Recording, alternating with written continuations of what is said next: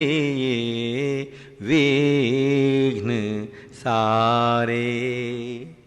भक्ति भजन हरि नाम से ध्यान धर करगा भजन। करु प्रार्थना गुरुदेव से मिट जाएंगे ये कष्ट सारे। भक्ति भजन हरि नाम से ध्यान धर करगा भजन। जिंदगी में क्या रखा, एक दिन यूं ही मर जाएंगे। जिंदगी में क्या रखा, एक दिन यूं ही मर जाएंगे। धन और दौलत ये इमारत सब यहीं रह जाएंगे। मुक्ति कमा मुक्ति को पाओ, मुक्ति कमा मुक्ति को पाओ। ये प्रार्थना है आपसे, ध्यान धर करगा भजन। कर प्रार्थना गुरुदेव से मिट जाएंगे विघ्न सारे। भक्ति भजन हरि नाम से ध्यान धर करगा भजन। रात दिन जपे नारद मुनि, नारायण सुमरन किया।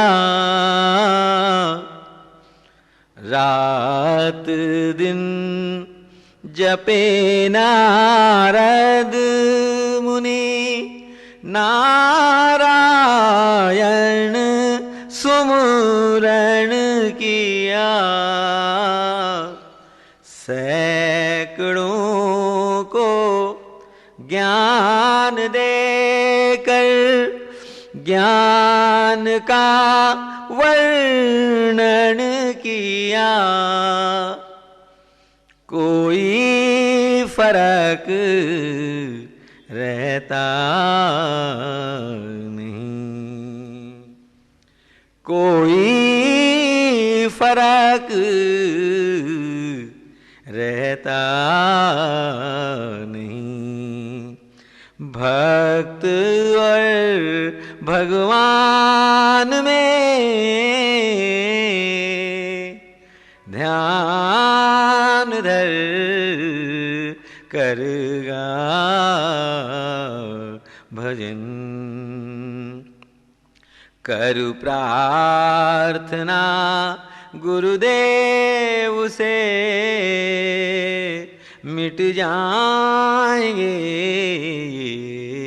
कष्ट सारे। भक्ति भजन हरि नाम से ध्यान धर करगा भजन। कर दे समर्पण आज इस चौखट पे सर झुका के तू। कर दे समर्पण आज इस चौखट पे सर झुका के तू। कर ले क्षमा की याचना चरणों में अब लिपट के तू। बैरागी अब कुछ मांग ले। बैरागी अब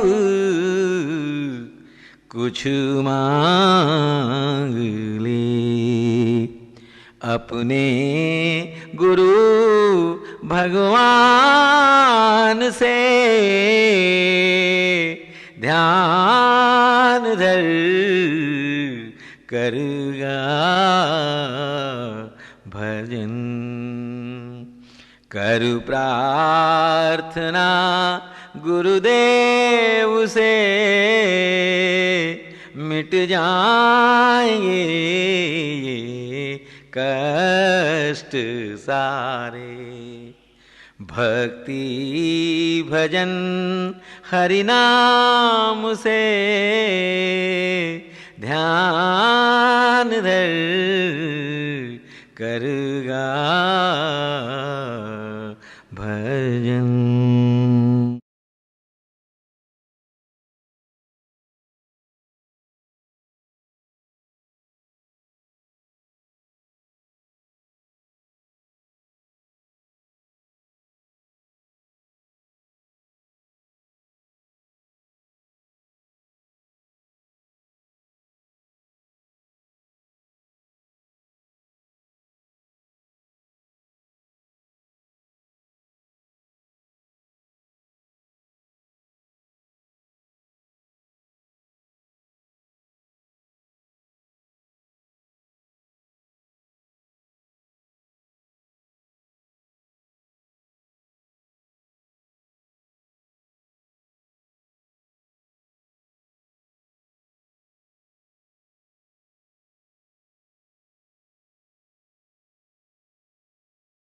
ध्यान मूलम गुरुर्मूर्ति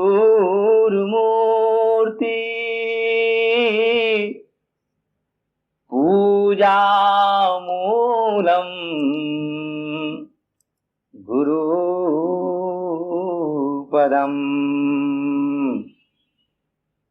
मंत्र मूलम गुरुर्वाक्यम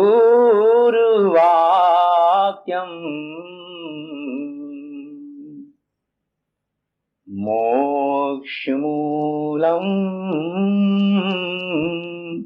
गुरु कृपा। गुरुर्ब्रह्मा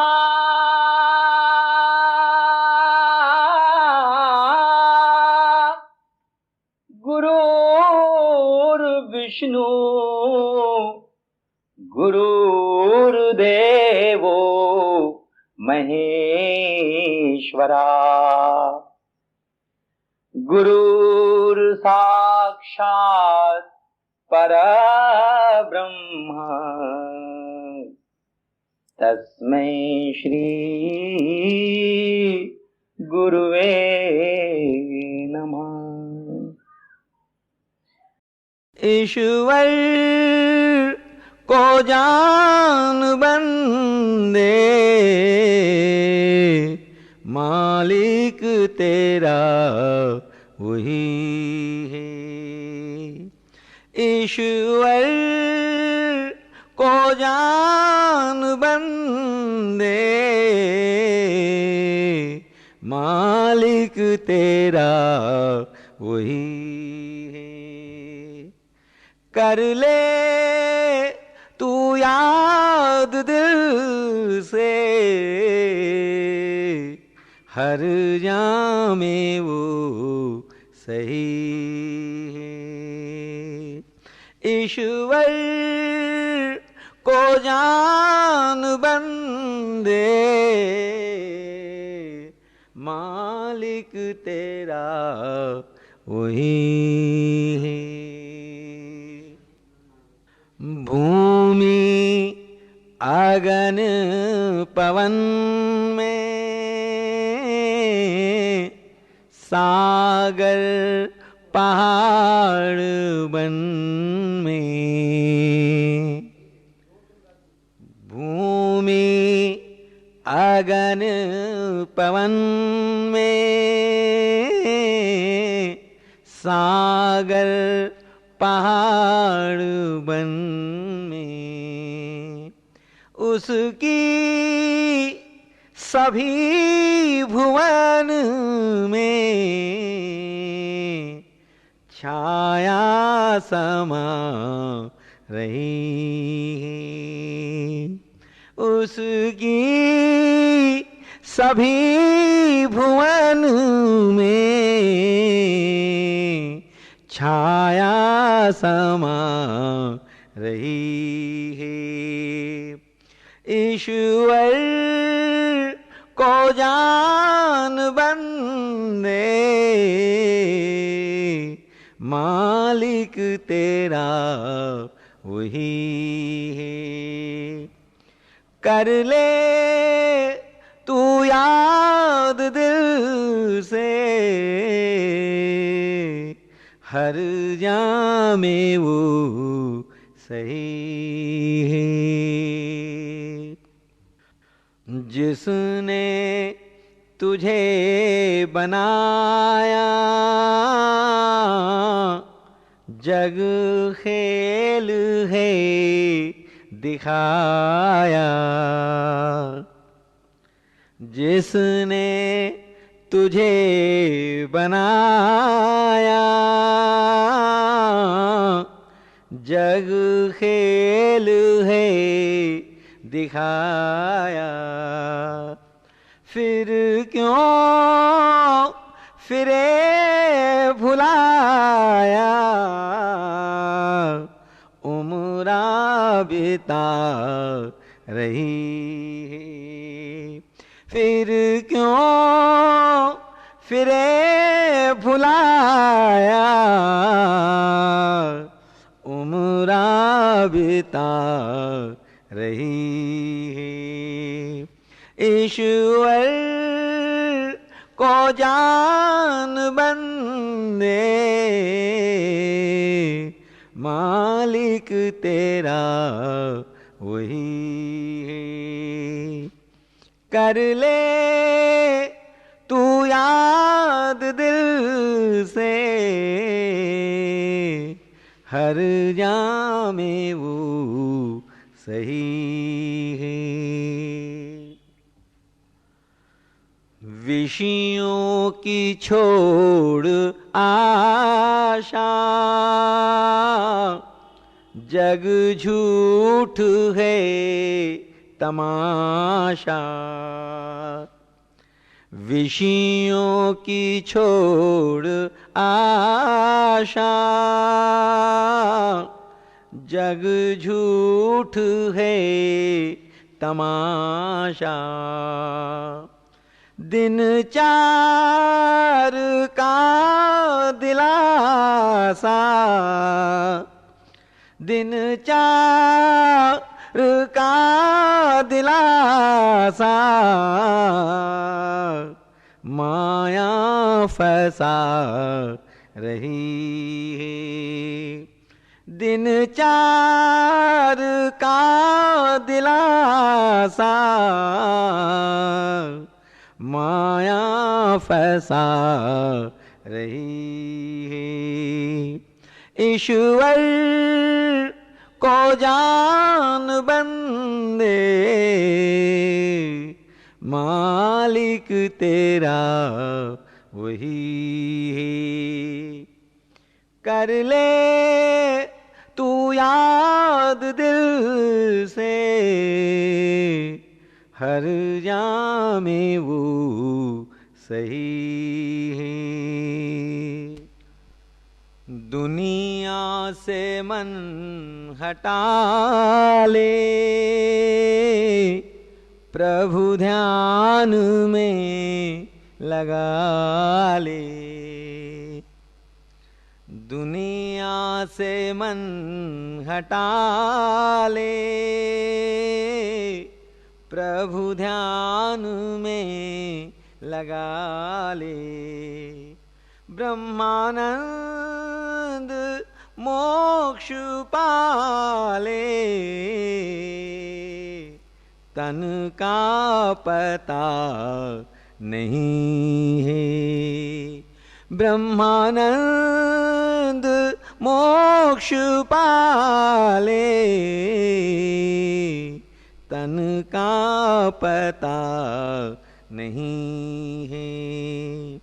ईश्वर को जान बंदे, मालिक तेरा वही है। कर ले तू याद दिल से, हर जामे वो सही है।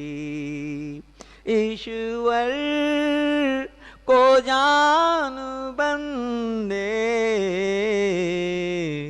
मालिक तेरा वही है।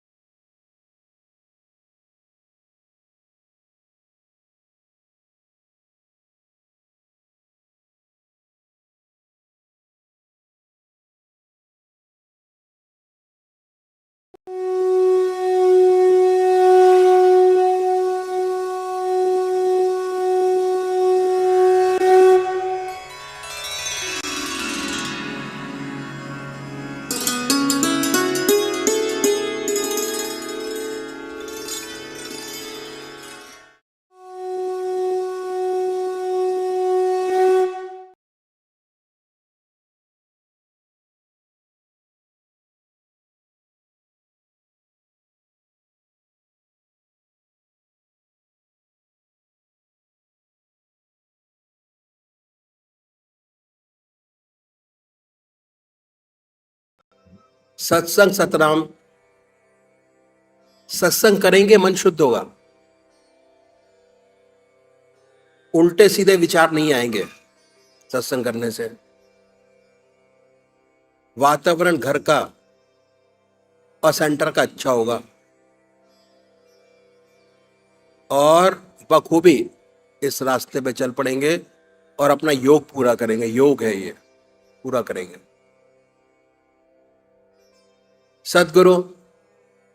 सदगुरु लास्ट में बताया है,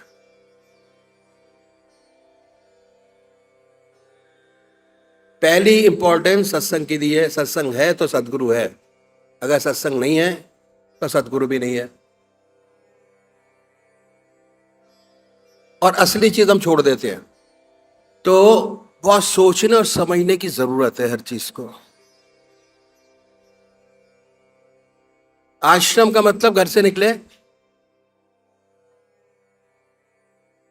साधना के लिए। कोशिश कीजिए कि मैक्सिमम टाइम अपना प्रभु चर्चा में लगाए। कैसे होगा, होता ही नहीं है, तो बहुत जरूरी है। आश्रम, सत्संग, सतनाम, सतगुरु, जब आपने एक बार डिसाइड कर लिया कि रास्ता अच्छा है, कहीं पर अपने मन को ठहराइए। मन को ठहराने की चीज है, और नहीं भागते रहिए सारी जिंदगी। और लोग भाग रहे हैं, ठहराव नहीं है। तो ठहराव के लिए बहुत जरूरी है कि जहां मन ठहर जाए वहां पर नामदान आपको लेना ना चाहिए। जरूरी नहीं कि आप यहीं ले, नॉट रिक्वायर्ड एट ऑल। अपना रास्ता अपने आप चुनिए, उसके बाद ठहरिए और लाभ उठाइए। तो बहुत जरूरी है। तो क्या है कि हमारा रास्ता साधना का रास्ता है, ध्यान योग का। सबसे पहले निश्चित कीजिए कि परमात्मा की कौन सी मूर्त, कौन सी सूरत, कौन सी शक्ल, कौन सी नाम आपको सबसे ज्यादा अच्छा लगता है।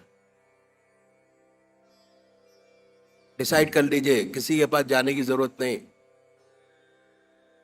अपने आप डिसाइड कीजिए कि घर के मालिक आप हैं, अपने मन के मालिक आप हैं, अपने शरीर के मालिक आप हैं। अच्छा बनाना है चाहे तो अच्छा बना ले, खराब बनाना है चाहे तो खराब बना ले, आपके ऊपर है। जब ये डिसाइड कर लिया अपनी आत्मा से पूछ के कि परमात्मा की कौन सी मूर्त, कौन सी सूरत, कौन सी शक्ल आपको सबसे ज्यादा अच्छी लगती है, अपने पूजा के स्थान पर जाएं, बड़े प्यार से बैठिए, सुख आसन से, जिस आसन पर बैठे हैं। अब ख्याल से महसूस करें कि धूप दीप जलाने के बाद कि आपका इष्ट सह शरीर आपके सामने विद्यमान है। बड़ी बड़ी आंखें हैं, गोल चेहरा है, जटाएं हैं, सर्पों की माला बनाए भाई थॉट, ख्याल से। अब जब वो ख्याल स्पष्ट हो जाए, सामने मूर्त स्पष्ट हो जाए, उस पवित्र मूर्त को अपने हृदय में उतारिए बड़े प्यार से, और दिल की हर धड़कन पर जो आपने नाम चुना है, आपका जो प्यारा सबसे मंत्र है, उसको सुनिए कि हमारे हृदय से वो निकल रहा है और हम सुन रहे हैं। और जब तक ऐसी स्थिति ना हो, बड़े प्यार से मन में गुनगुना सकते हैं, ये वो भाई हैं जो साकार पुजारी हैं, परमात्मा को साकार रूप पे मानते हैं, निराकार, बड़े प्यार से बैठे, दिल की हर धड़कन पर जो आपने मंत्र चुना है उसको उच्चारित होते सुने कि हमारे दिल से नाम निकल रहा है, हम सुन रहे हैं। जब तक ऐसा ना हो, बड़े प्यार से उस नाम को ले सकते हैं। तो अभी एक भजन होगा, और भजन के साथ साथ सभी भाई बहन अपने अपने इष्ट की याद करेंगे। श्री भाई साहब जी दया के सागर, दया हर एक पे करती है। श्री भाई साहब जी दया के सागर, दया हर एक पे करती है। जो भी दर पे मांगने आया, दया से दामन भरते हैं। श्री भाई साहब जी दया के सागर, दया हर एक पे करते हैं। जिसने आकर दर्द सुनाया, दृष्टि दया की कर डाली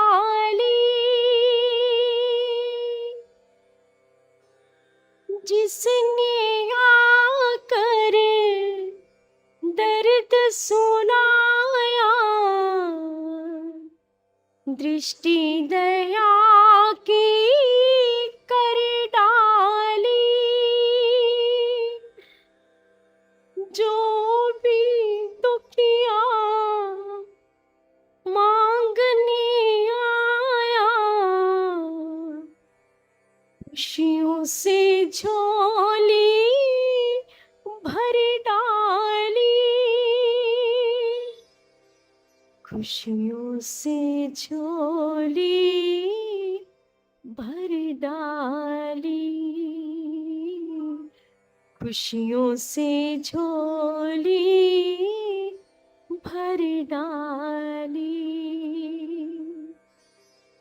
सुख को देने वाले गुरुवर, दुख सभी का हरते हैं।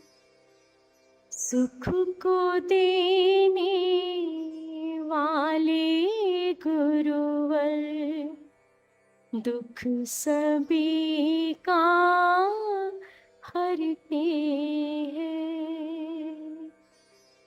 श्री भाई साहब जी दया के सागर, दया हर एक पे करते हैं।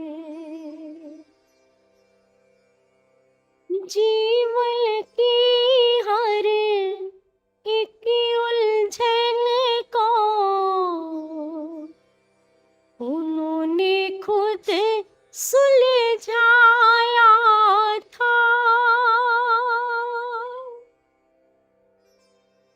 जीवन की हर एक उलझन को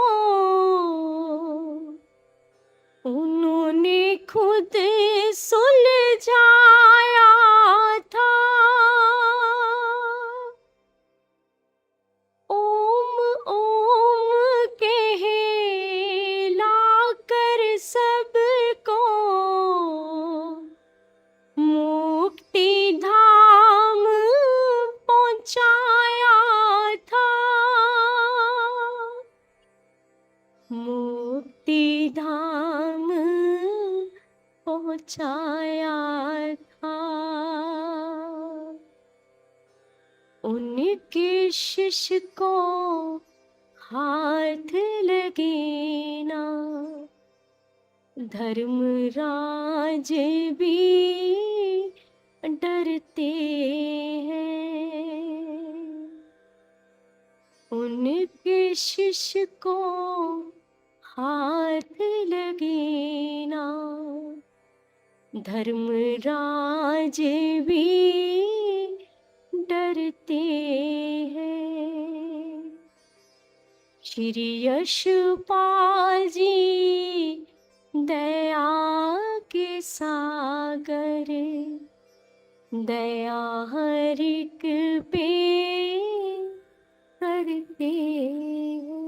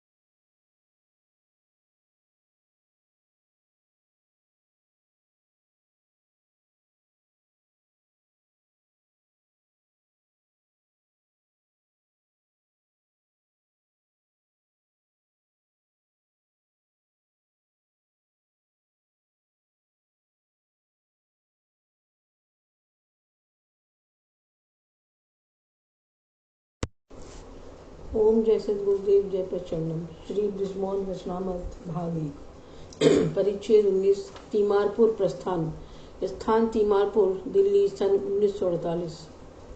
पुलिस कठोर निठुर सोई छाती, सुन हरि चरित न जो हर्षाती।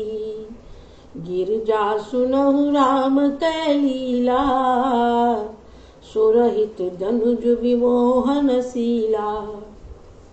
तीमारपुर जाते समय वह पत्र जो दफ्तर में बैठकर दास ने श्री परम पूजनीय गुरुदेव जी को लिखा था और जिसमें अपनी हालत व अभ्यास आदि का हाल लिखा था, साथ ले लिया और रास्ते में लेटर बॉक्स में डाल दिया। रास्ते में इसका ध्यान बार बार अंदर की तरफ खिंचता रहा और काफी साइकिल करने के बाद दास तीमारपुर पहुंच गया। तीमारपुर पहुंचकर बाबू गिरवर किशन साहब का मकान पूछा और एक दो जगह मालूम करने के बाद पता लग गया। दास आपके घर पर पहुंचा तो अंधेरा सा हो चला था। यह मालूम होकर कि आप घर में हैं, खुशी हुई। थोड़ी इंतजार के बाद ड्राइंग रूम का दरवाजा खुला था तो दास अंदर बैठ गया।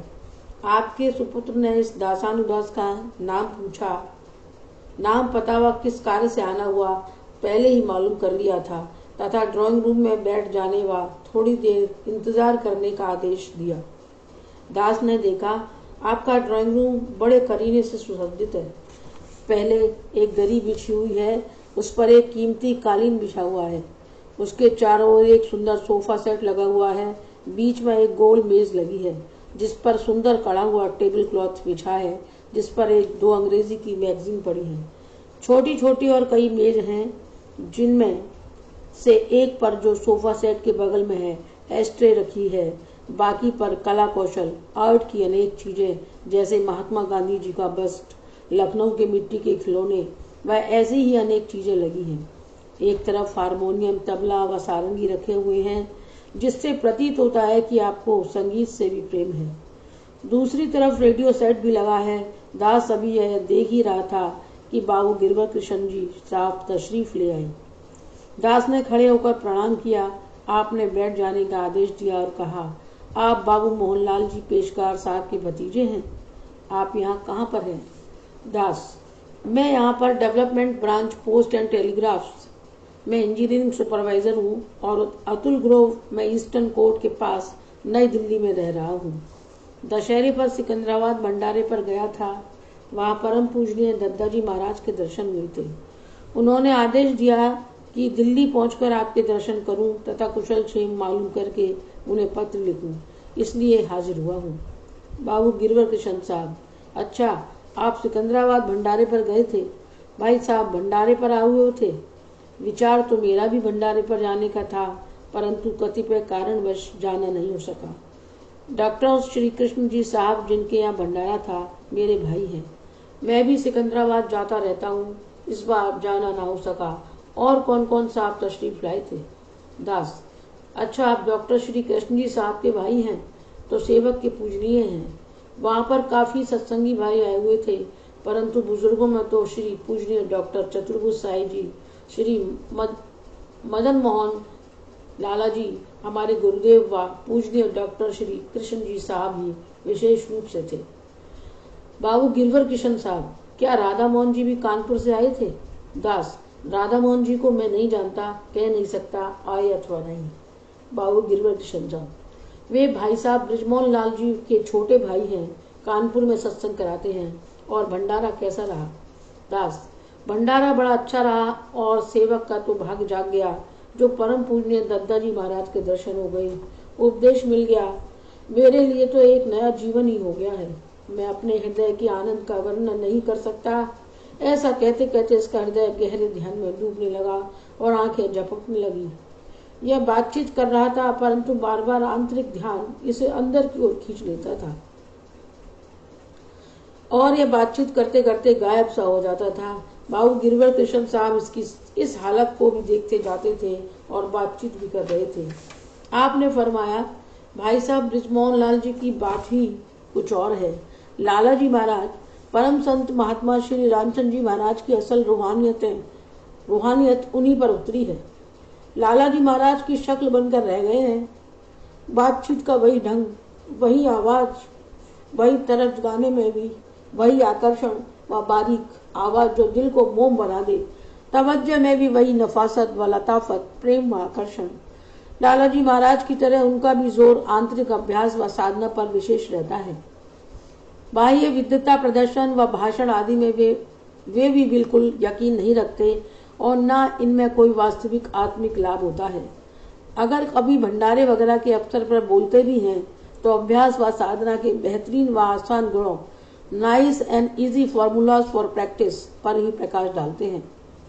यद्यपि उनके अंदर की था लेना बड़ा मुश्किल है। यह आपका बड़ा सौभाग्य है कि आपको उन्होंने उपदेश दे दिया। वे बहुत कम उपदेश देते हैं, अब बस लगे रहना। अक्सर लोग रास्ते में आ तो जाते हैं परंतु पूरी तवज्जो नहीं देते।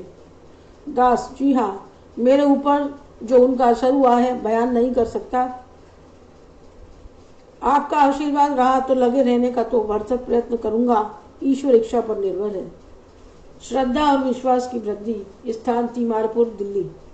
कहीं ते वेद असम्मत बानी, जिनके सूझ लाभ नहीं आनी।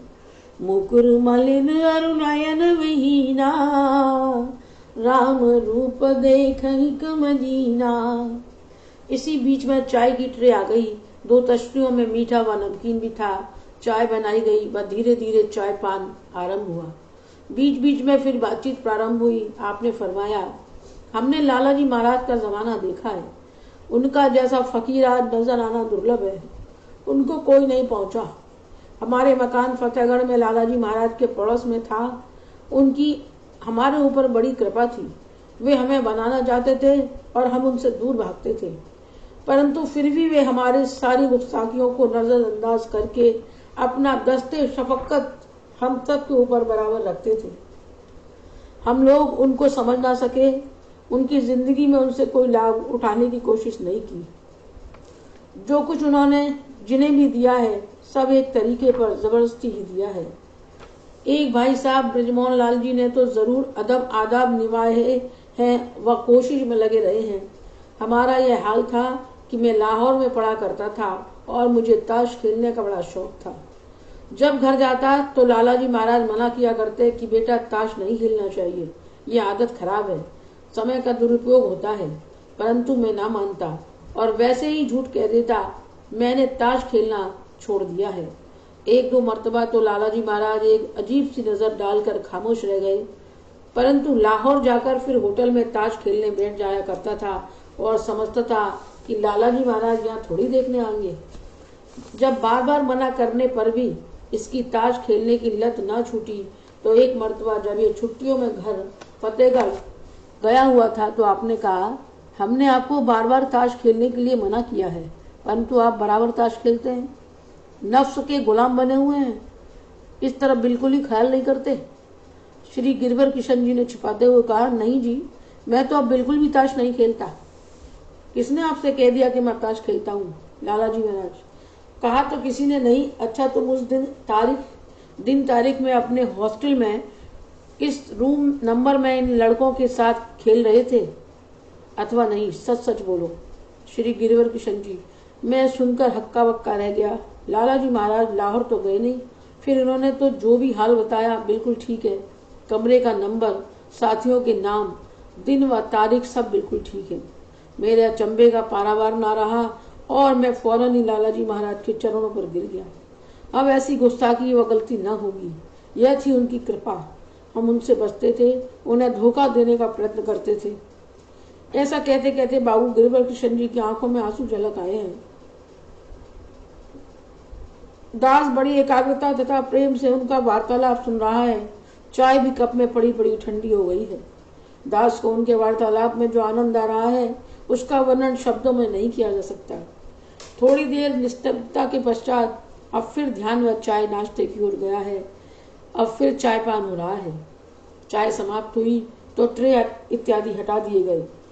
इसके पश्चात बाबू गिरवर किशन साहब ने फरमाया, पूजनीय लाला जी महाराज के बारे में हम आपको क्या बताएं। उनकी बातें सुनकर तो आप दंग रह जाएंगे। बड़ी ऊंची हस्ती थे। लीजिए अपने बहनोई का ही वाक्य आपको सुनाता हूँ। मेरे बहनोई साहब श्री बलवीर साहब जी रामपुर में रहते हैं। पूजनीय लालाजी महाराज के पास आप भी जाया करते थे। एक बार ऐसा हुआ, रामगंगा में बहुत बाढ़ आ गई। हमारे बहनोई साहब को तैरने का बड़ा शौक है। आप 2 और साथियों के साथ रामगंगा में तैरने के लिए गए। तीनों ही बाढ़ आई रामगंगा में कूदते व तैरते रहे तथा मनोरंजन करते रहे। एक बार हमारे बहनोई साहब अपने दोनों साथियों को काफी पीछे छोड़ अकेले ही आगे निकल गए। रामगंगा में भंवर बहुत पड़ती हैं। आगे भंवर में जाकर फंस गए। भंवर इतनी तीव्र थी कि उनको घुमाकर अंदर नदी की सतह तक ले गई और फिर ये ऊपर आए। इनके भरसक बाहर निकलने के प्रयत्न के बावजूद भी यह भंवर से बाहर ना निकल सके। भंवर इन्हें नीचे नदी के धरातल तक ले जाती और फिर ऊपर सतह पर ले आती, जहाँ पर जो सांस मिलता ले लेते थे। इनके साथी दूर से धोती वगैरह फेंकते रहे, परंतु भंवर में जाकर निकालने की दोनों में से किसी की हिम्मत न हुई। धोती तक को यह ना पकड़ सके।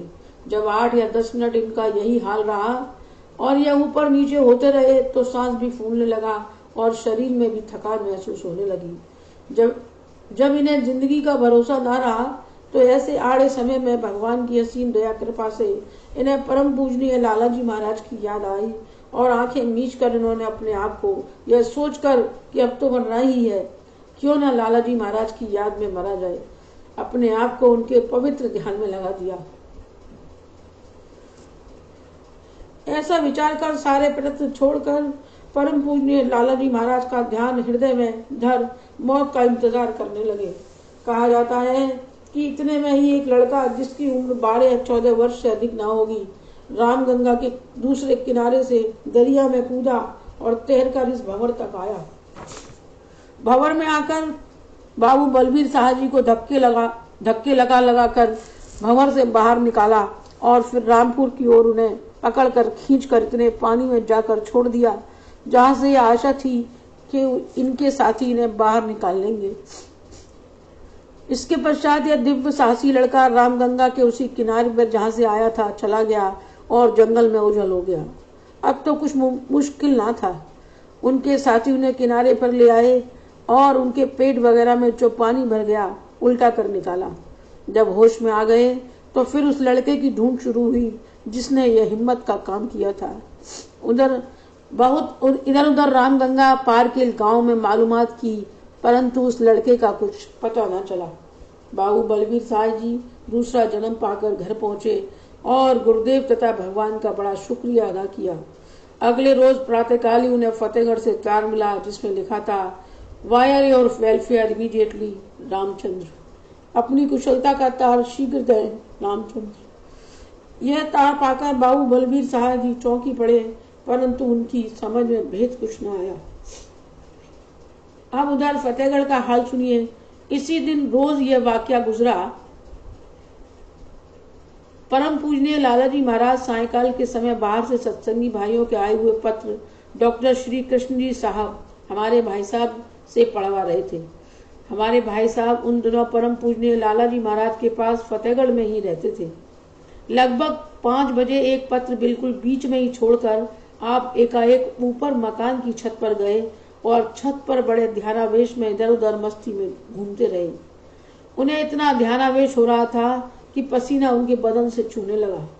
भाई साहब डॉक्टर श्री कृष्ण जी यह देखकर बड़े हैरान हुए, परंतु कह क्या सकते थे। आप लगभग 1 घंटे बाद नीचे उतरे तो आते ही भाई साहब से कहा कि बलबीर साहब को रामपुर तार दे दो, वायर योर वेलफेयर इमीडिएटली। भाई साहब जब तार देकर वापस आए तो उनसे कहा कुछ नहीं। वही पत्र फिर पढ़वाने लगे तथा जवाब लिखते रहे।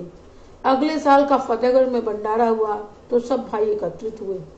भंडारे के प्रातःकाल के कार्यक्रम के पश्चात बाबू बलबीर साहब जी अपना वाकया सुनाना चाहते थे कि परम पूजनीय लालाजी महाराज ने इशारे से एकदम उनको रोक दिया और कहा, परमात्मा को सब कुछ अख्तियार है, वह जो चाहे सो करे, लेकिन ये राज की बातें हैं, इन्हें खोलना नहीं चाहिए।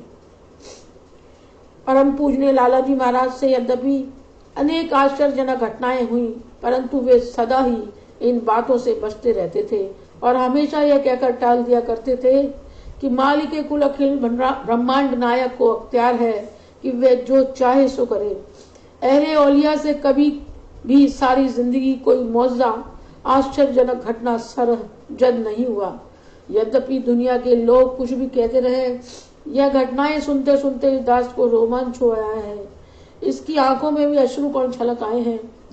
अगर कल रात्रि हलवे की सुंदर महक लिए न होता तो इन सब बातों को कपोल कल्पित पाखंड ही समझता तथा हो सकता था कि आए हुए मार्ग से विचलित हो जाता। परंतु रात्रि के आश्चर्यजनक अनुभव हो जाने के पश्चात इन घटनाओं ने तो इस पतित के विश्वास को चार चांद ही लगा दिए। इसके हृदय में परम पूजनीय गुरुदेव तथा दादा गुरुदेव जी के लिए सहस्त्र गुणी श्रद्धा उमड़ पड़ी है। अब समय अधिक हो चुका है, तीमारपुर से कैनाट प्लेस वापस जाना है, परंतु चित्त इस चर्चा से उठना नहीं चाहता। बाबू गिरवर किशन जी ने घड़ी देखते हुए फरमाया, रात्रि के 8 बज चुके हैं, आपको कई मील दूर साइकिल पर जाना है। आपसे मिलकर बड़ी खुशी हुई है। मन तो बराबर ऐसी ही चर्चा करते रहने को करता है, परंतु आपको बहुत देर हो जाएगी। फिर जब हो सके आते रहिए, आपका ही घर है। यह दास उठा और प्रणाम कर चलने लगा तो आप बाहर तक छोड़ने आए और एक बार फिर कहा कि इस रास्ते में बराबर लगे रहना। बड़ी अच्छी उम्र में इस ओर लग गए हो, वरना इस उम्र में इस ओर ध्यान मुश्किल से होता है। परमात्मा का शुक्र है, वरना इस ओर जब ध्यान जाता है तब आदमी अपनी असली उम्र गंवा चुका होता है और बेकार हो चुका होता है। परम पूजनीय लालाजी महाराज फरमाया करते थे कि केवल 45 वर्ष की आयु तक ही मनुष्य में इतना शारीरिक व मानसिक बल रहता है कि वे अपने जीवन में परिवर्तन ला सके, वरना 45 साल के बाद मनुष्य की आदतें इस कदर मजबूत हो जाती हैं कि वे छुड़ाई नहीं छूटती। हम तो अपने पैरों पर आप कुल्हाड़ी मारे बैठे हैं कि ऐसा सुंदर अवसर पाने पर भी चूक गए और अब भी बराबर चूक में लगे हुए हैं। परंतु आपसे कहते हैं कि आप इस अवसर को गनीमत समझे तथा सच्चे दिल से इस राह में लगे रहें। दास ने कहा कि आप बुजुर्गों का आशीर्वाद चाहिए और आदर से प्रणाम कर साइकिल पर सवार हो घर की ओर वापस चल दिया। बाहर आकर महसूस हुआ कि ध्यान की एक विशेष तीव्र हालत बराबर तारी है और उसी की धुन में यह साइकिल चला रहा था और इससे अधिक होश इसे कुछ ना था। लगभग 10 बजे रात्रि में घर पहुंचा तो घर पहुंचते पहुंचते ये बेहोशी में साइकिल से गिर पड़ा। साइकिल बाहर छोड़कर फिर संभला और कमरे में अंदर गया तो देखा इसका बिस्तर पटले पर लगा हुआ था और यह जाकर उस पर आंख मीच कर बैठ गया। श्री बृजमोहन बचनामत परिच्छेद 20 आत्मिक उड़ान, स्थान T34, अतुल ग्रोव रोड, नई दिल्ली, सन 1948। सगुन नहीं अगुन नहीं कुछ भेदा, गावही मुनि पुराण विद वेदा। अगुन अरूप अलख अज जोई, भगत प्रेम बस सगुन सोई। धर्मपत्नी ने पूछा, कहाँ गए थे, बड़ी देर कर दी, गिर पड़े, चोट तो नहीं लगी? दास, नहीं चोट तो नहीं लगी, थक बहुत गया हूँ, साइकिल कमरे में अंदर रख लेना, कुछ होश नहीं रहा। धर्मपत्नी, खाना तैयार है, खाना खाकर कुछ आराम कर लो, ना मालूम आपको हो क्या गया है, अच्छे बुलंदशहर गए। दास, भूख बिल्कुल नहीं है, बाबू गिरवर किशन जी की यहाँ तीमारपुर गया था, वहाँ चाय के साथ नाश्ता हो गया, खाना बिल्कुल नहीं खाऊंगा, अगर दूध हो तो दूध दे दो। धर्मपत्नी दूध लाई, दूध पीकर यह फिर आंखें मीच कर बैठ गया। ध्यान बड़ी एकाग्रता से बराबर लगा हुआ था। उधर धर्मपत्नी भोजन करने चली गई। बच्चे दोनों सो चुके थे। अब दास कमरे में अकेला था। ध्यान में जो आनंद आ रहा था उसका उल्लेख शब्दों में नहीं किया जा सकता। धीरे धीरे एकाएक दोनों भावों के बीच के ऊपर के भाग में बड़ी तीव्र गुलगुलाहट आरंभ हुई। थोड़ी देर बाद एक आंतरिक तीव्र धार इस स्थान आज्ञा चक्र से ऊपर माथे में होकर सिर की ओर बहने लगी। जुबान की नोक उलटकर तालुए से जा लगी। आनंद रस बराबर बढ़ता ही गया। यह दास इस कदर ध्यान में डूबा था कि इसे किसी किस्म का होश व हवास नहीं था। धीरे धीरे यह धार ऊपर सिर में फैलती गई, यहाँ तक कि सिर की हर एक नस बोल उठी।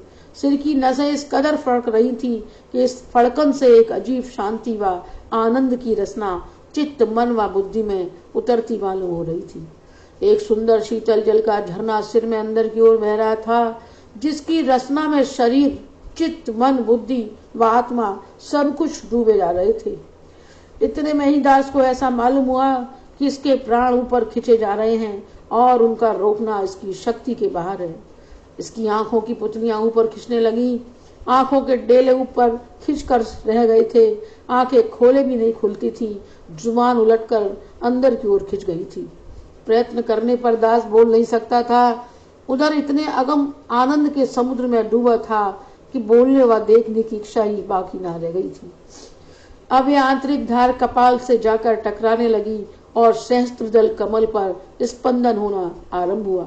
एक अजीब टंकोर व गुलगुलाहट कपाल के अंदर होना प्रारंभ हुआ। इस टंकोर में से आनंद रस फूट फूट कर बहने लगा। शरीर को रोमांच हो आया। चित्त, मन, बुद्धि व आत्मा इस आनंद में चूर चूर हो गए। साथ साथ यह भी बराबर महसूस होता रहा कि प्राण बराबर ऊपर चढ़कर खिंचते जा रहे हैं। इसके पश्चात इसे बहुत देर तक कुछ होश न रहा। आनंद का महसूस होना इत्यादि सब कुछ लुप्त हो गया। इसके पश्चात देखा कि इसके शरीर में से इसके शरीर का सा ही हरे रंग का एक छोटा सा शरीर, सूक्ष्म शरीर बाहर निकलकर उड़ चला। यह उड़कर किसी अभ्यासी साधक के सामने गया। उसने इसे ध्यान से हटाने का प्रयत्न किया, परंतु ये ना हटा तो उसने अपने गुरुदेव को याद किया। तब इसका सूक्ष्म शरीर उड़ा और उसके गुरुदेव के सामने जा टिका। यह प्रथम अभ्यासी से अनेक गुना ऊंचा अभ्यासी व सिद्ध पुरुष मालूम होते थे। वह बंगाली जान पड़ते थे। अब इन्होंने इस सूक्ष्म शरीर को ध्यान से हटाने का भरसक प्रयत्न किया, परंतु अनेक प्रयत्न करने के बावजूद भी जब इसे न हटा सके तो उन्होंने अपने गुरुदेव को याद किया। तब इसका सूक्ष्म शरीर फिर उड़ा और एक परम योगी महापुरुष के शुभ स्थान पहुंचा। इस महापुरुष का तेज सूर्य के तेज को भी फीका कर रहा था। इस महापुरुष के सिर के चारों ओर से प्रकाश की किरणें बड़ी तीव्र गति से चारों ओर बह रही थी। उन किरणों से सारा संसार ओतप्रोत नजर आता था। इस महापुरुष का कद लंबा, शरीर उज्जवल, स्वर्ण जैसा चमकता हुआ रंग, मस्तिष्क विशाल, बाहु लंबे व नेत्र अर्ध खुले परंतु अत्यंत प्रकाश युक्त, सिद्ध आसन लगाए अखंड तप में विराजमान नजर आते थे। सांस की गति व चित्त की धड़कन बता रही थी कि अनंत प्रभु प्रेम में डूबे घोर तप में लगे अनंत रिद्धि सिद्धि युक्त परम योगी महान पुरुष हैं, जिनकी आंतरिक आत्मिक प्रतिभा औरा में सारा संसार ही ओतप्रोत होता सा प्रतीत होता था।